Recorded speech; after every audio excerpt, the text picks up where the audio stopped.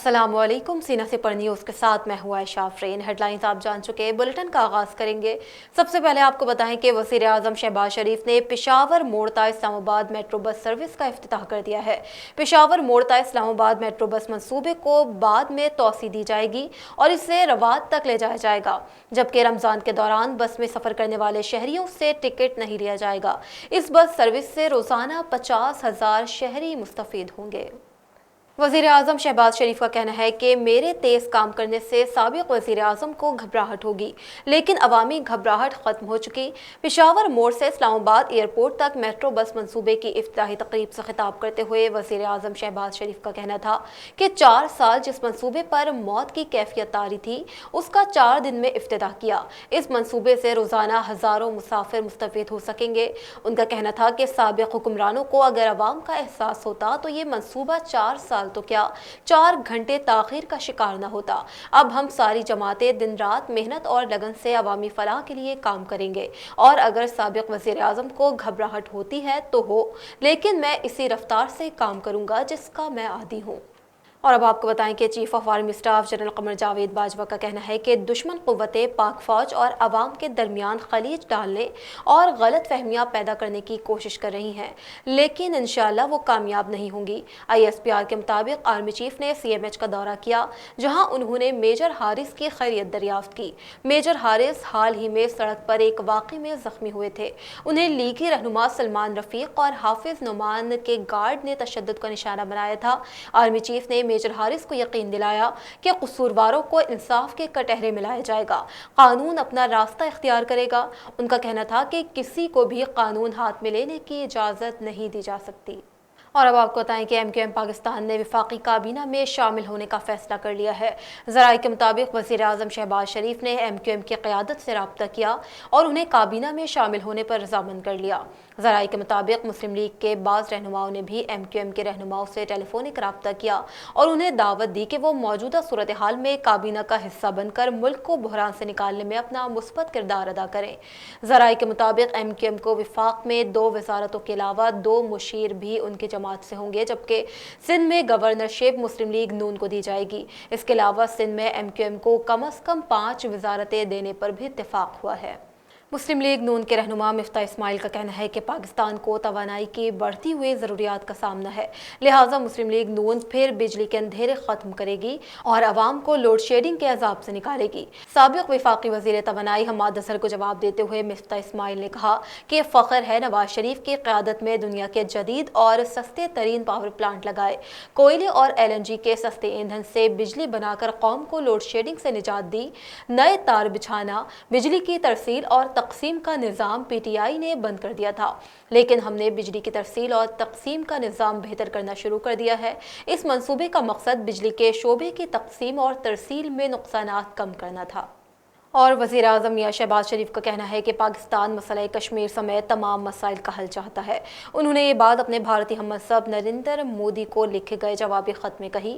ذرائع کے مطابق پاکستان مسلم لیگ نون کے مرکزی صدر میاں شہباز شریف نے بھارت کے وزیر اعظم نریندر مودی کو جوابی خط لکھا۔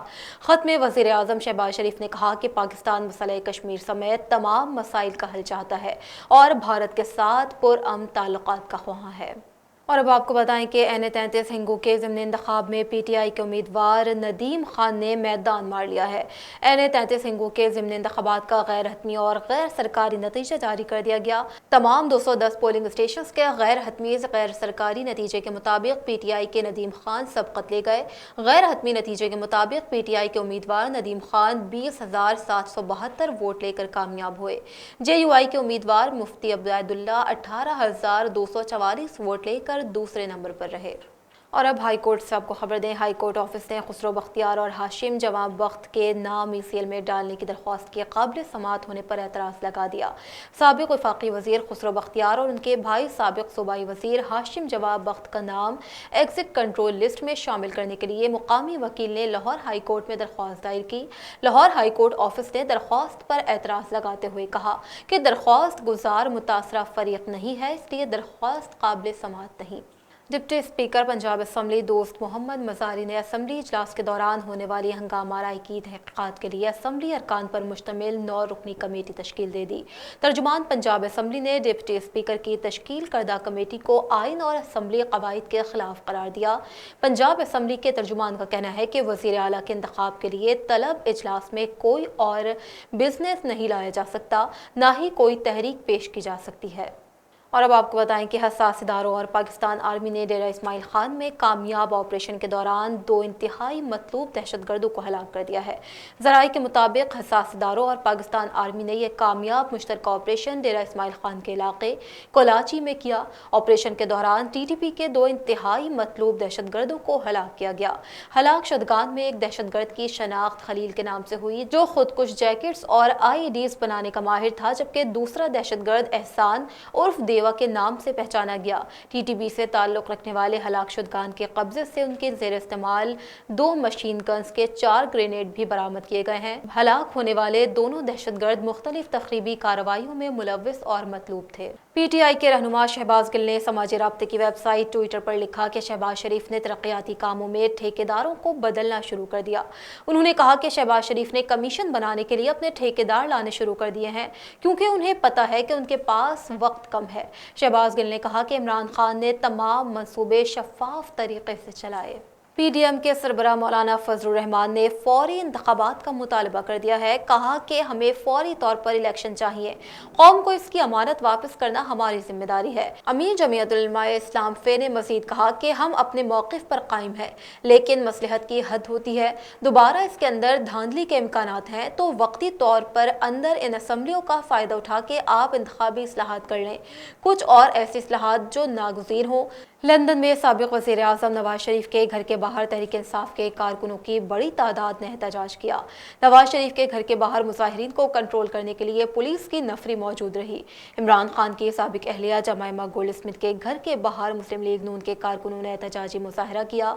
इसके अलावा PTI के हामियों ने वाशिंगटन में व्हाइट हाउस के बाहर इमरान खान के साथ इजहार यकजहती किया और उनके हक में नारे लगाए। मुजाहिरीन में शामिल ज़्यादातर अफराद वाशिंगटन की करीबी रियासतों से आए थे। साबिक कप्तान और स्टार ऑलराउंडर शाहिद आफरीदी ने साबिक और मौजूदा वज़राए आज़म की कारकर्दगी से मुताल्लिक़ अहम पहलुओं पर गुफ्तगू की। उन्होंने कहा कि अगर मेरा सोशल मीडिया देखा जाए तो मैंने हमेशा ही इमरान भाई की भरपूर हिमायत की है। हमारे इमरान भाई का बहुत बड़ा और ज़बरदस्त विजन था, जिसे देख कर मज़ा आ रहा था। शाहिद आफरीदी ने कहा कि किसी भी टीम का लीडर खुद काम नहीं करता, वो विजन बनाता है और इसकी टीम काम करती है। क्या इमरान भाई के पास ऐसी टीम थी जो उनके विजन को लेकर चलती? उन्होंने कहा कि मैं कभी भी किसी की करप्शन के साथ नहीं हूँगा। जो अच्छा काम करेगा मैं उसके साथ हूँ, जो अच्छे काम करता है मैं उसकी तारीफ इसलिए करता हूँ ताकि उसकी हौसला अफजाई हो। पाकिस्तानी नजात बरतानवी बॉक्सर आमिर खान भी इसराइली जाहिरियत के लिए बोल पड़े। कहा, फ़लस्तीन के हालात परेशान कुन है, फ़लस्तीनियों के साथ मुसलसल बदसलूकी और उन्हें अजियतें दी जा रही हैं। आमिर खान ने फ़लस्तीनी अवाम के लिए 50,000 पाउंड देने का ऐलान करते हुए कहा कि मेरी दुआएं फ़लस्तीन के लोगों के साथ हैं। इस मुहिम में शामिल होने वालों की हौसला अफजाई करता हूँ। आमिर खान ने अपने ट्वीट में फ़लस्तीन में किए जाने वाले मुजालिम की तस्वीर भी शेयर की। न्यूज़ स्टूडियो से फिल वक्त इतना ही। मज़ीद ताज़ा तरीन खबरों और अपडेट्स के लिए आप हमारे साथ रहिए और देखते रहिए सीना से पढ़ न्यूज़।